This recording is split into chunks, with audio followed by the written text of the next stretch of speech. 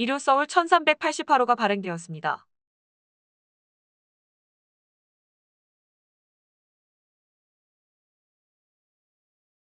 가까운 사이일수록 사랑한다, 수고했다, 미안하다, 고맙다, 괜찮다 라는 말을 많이 해야 하는 것 아시죠?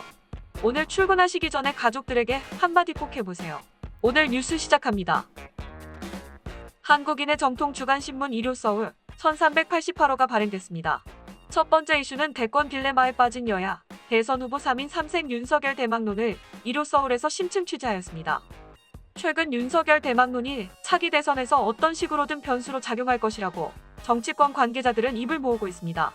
윤석열 검찰총장 본인은 서울 출생이지만 정치권과 지역 일각에서는 충청권 대망론까지 나오고 있는 실정입니다.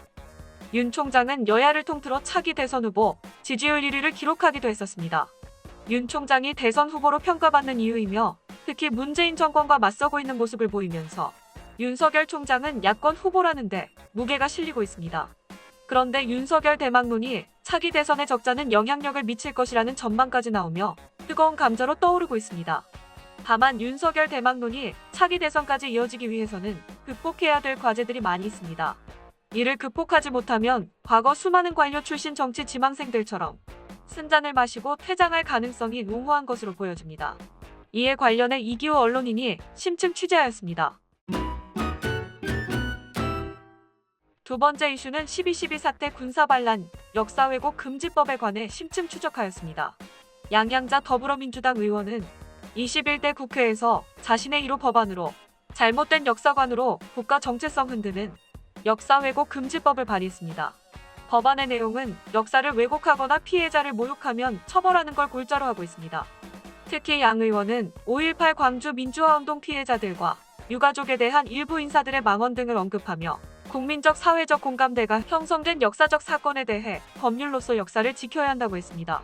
얼마 전 이런 양 의원의 주장에 힘을 실어주는 재판부의 판결이 있었습니다. 지난달 30일 전두환 전 대통령과 고조비오 신부가 논란이 된 5.18 광주 민주화운동 당시 헬기 사격 사건이었습니다.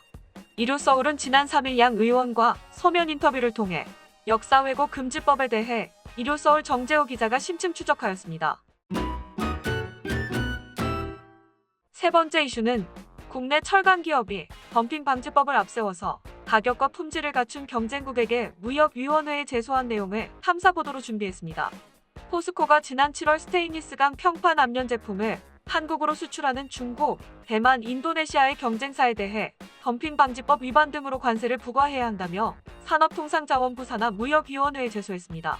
무역위는 즉각 조사에 착수했고 지난달 26일을 기준으로 10개월간 심의 과정에 돌입했습니다. 해당 국가로부터 수입하는 중소기업들을 이해관계자로 불러 조사를 진행했고 수입업체들은 포스코로부터 갑질을 당했다며 청와대 청원까지 올리는 일이 발생했습니다. 이런 가운데 구인의 심의위원에 포함되는 장승화 무역위원회 위원장이 포스코 사회이사로 재임하고 있어 해당 건의 심의와 관련 심리회피를 신청한 사실이 뒤늦게 확인됐습니다. 아울러 지난 국정감사에서 포스코의 수입산 반덤핑 제소가 단순히 포스코의 시장 지배력 보장을 위한 것에 불과하다는 지적까지 나와 무역위의 심의 과정에 업계의 이목이 집중되고 있습니다.